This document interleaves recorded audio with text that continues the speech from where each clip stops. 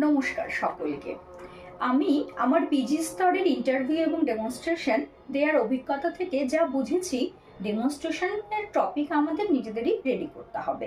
অতএব ছোট ছোট কিছু বিষয় যদি আমরা আগের থেকে রেডি করে রাখি, তাহলে আশা করি আমাদের আগামী দিনের নবম দশম ইন্টারভিউতে যথেষ্ট সহযোগিতা করবে।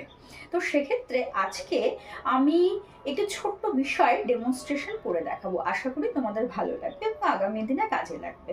তাহলে চলো আজকে আমরা ডেমনস্ট্রেশনের শিখে নেব মালদহ জেলার ভূপ্রাকৃতিক বিভাগগুলি সম্পর্কে। তাহলে আজকে আমাদের বিষয় হলো মালদহ জেলার ভূপ্রাকৃতিক বিভাগ। মালদহ জেলার ভূপ্রাকৃতিক বিভাগগুলি সম্পর্কে জানতে হলে কিন্তু একটি নদীর কথা আমাদের সবার আগে জানতে হবে। কি নদী বলতো? মহানন্দা নদী। আরেকটি নদী আছে মহানন্দারই উপনদী, সেটি হলো কালিন্দী নদী। তাহলে আমরা যদি মালদহ জেলার ভূপ্রাকৃতিক বিভাগের ডেমনস্ট্রেশন রেডি করি, তাহলে কিভাবে শুরু করব সেটি দেখে নেওয়া যাক। প্রথমেই শুভ সকাল সবাইকে। আচ্ছা, আমরা কোন জেলায় বাস করি বলো? হ্যাঁ, ঠিক বলেছো, আমাদের জেলার নাম মালদা জেলা। তাহলে আচ্ছা, সবাই মালদা জেলা কোন রাজ্যের অন্তর্গত?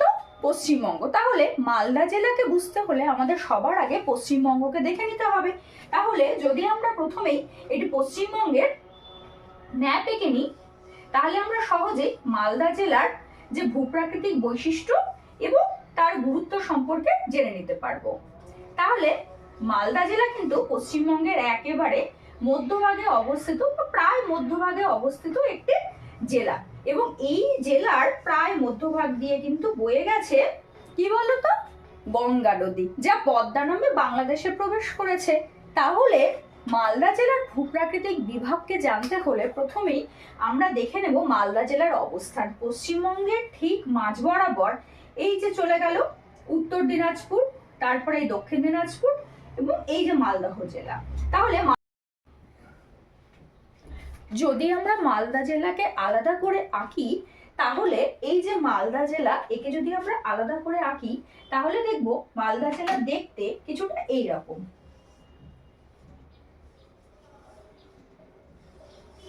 এইরকম।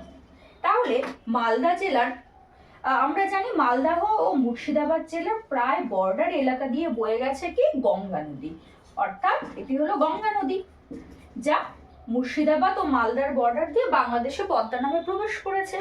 এরপরে মালদা জেলার প্রায় মাঝখান দিয়ে একটি নদী প্রবাহিত হয়েছে, যেটি আবার বাংলাদেশে গিয়ে গঙ্গার উপনদী হিসেবে মিলিত হয়েছে। এই নদীটি হলো মালদা জেলার কিন্তু প্রধান নদী, যে নদীর নাম হলো মহানন্দা নদী। এই মহানন্দা নদী। এবারে আমরা আরেকটি নদী দেখে নেব, যে নদীটি দার্জিলিং হিমালয় থেকে উৎপন্ন হয়ে মালদা জেলার দক্ষিণ দিক দিয়ে প্রবাহিত হয়ে মালদা জেলাতেই মহানন্দার সাথে মিলিত হয়েছে, বা যাকে বলা যায় মহানন্দার উপনদী। এই নদীর নাম হলো কালিন্দী নদী।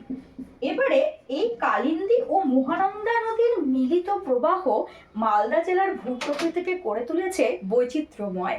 তাহলে এই যে মহানন্দা ও কালিন্দী নদীর নিম্নাংশ, এটি হলো প্রায়, এখান থেকে আমরা বলতে পারি প্রায় এই অংশটি, অর্থাৎ এই অংশটি, এটি হলো একেবারে উর্বর পলি দোআঁশ গঠিত সমভূমি অঞ্চল, যাকে আমরা বলবো কি বলতো? যাকে আমরা বলবো দিয়ারা অঞ্চল। অর্থাৎ মহানন্দা ও কালিন্দী নদীর মিলিত প্রবাহে যেখানে উর্বর পলি গঠিত সমভূমি অঞ্চল, একে কিন্তু আমরা বলতে পারি দিয়ারা অঞ্চল। অর্থাৎ মালদহ জেলার দক্ষিণাংশে পেলাম আমরা দিয়ারা অঞ্চল। এরপরে মালদহ জেলার উত্তর পূর্বাংশে উঁচু নিচু ঢেউ খেলানো মালভূমিময় অঞ্চল দেখা যায়, যেখানে কিন্তু চাষাবাদ সেভাবে করা যায় না, যেহেতু মালভূমিময়। আর এই মালভূমিময় অঞ্চলটির নাম হলো বরেন্দ্র ভূমি। কি ভূমি?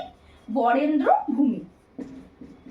বরেন্দ্র ভূমিকে কিন্তু আমরা বারিন্দ বলেও চিহ্নিত করি। তাহলে বরেন্দ্র ভূমিকে আমরা জাস্ট ডট দিয়ে দেখাতে পারি, এবং ডেমো ক্লাসে কিন্তু খুব তাড়াতাড়ি করে ছবিগুলো একে দেখিয়ে দিতে পারলেই হবে। তাহলে এটাকে আমরা বলতে পারি বরেন্দ্র ভূমি বা বারিন্দ অঞ্চল। এরপরে এবারে থাকলো মালদা জেলার উত্তর পশ্চিমাংশের অঞ্চল। যে অঞ্চলটিতে কি দেখা যায়, এখানে কিন্তু এই অঞ্চলটিতে আমরা উত্তর ও দক্ষিণ দিনাজপুরের দক্ষিণাংশকেও পাবো, যেখানে কি দেখা যায় না নিচু জলাভূমি বা তাল, এই সমস্ত জলাশয় বা জলাভূমি মিলিত হয়ে এই অঞ্চলে প্রায় নিচু জলাভূমিময় অঞ্চলের সৃষ্টি করেছে, যার নাম হলো, এই অঞ্চলটির নাম হলো তাল অঞ্চল। কি অঞ্চল না তাল অঞ্চল। তাহলে মালদা জেলার মোট ভূপ্রাকৃতিক বিভাগকে আমরা তিনটে ভাগে ভাগ করতে পারি। একটি হলো দিয়ারা অঞ্চল, উত্তর পশ্চিমাংশের তাল অঞ্চল এবং উত্তর পূর্বাংশের বরেন্দ্রভূমি অঞ্চল। তাহলে এভাবে খুব ছোট করে দুটি ম্যাপ এঁকেই কিন্তু আমরা মালদা জেলার ভূপ্রাকৃতিক বিভাগকে দেখিয়ে দিতে পারি। আশা করি ভিডিওটি তোমাদের কাজে লাগবে। ধন্যবাদ।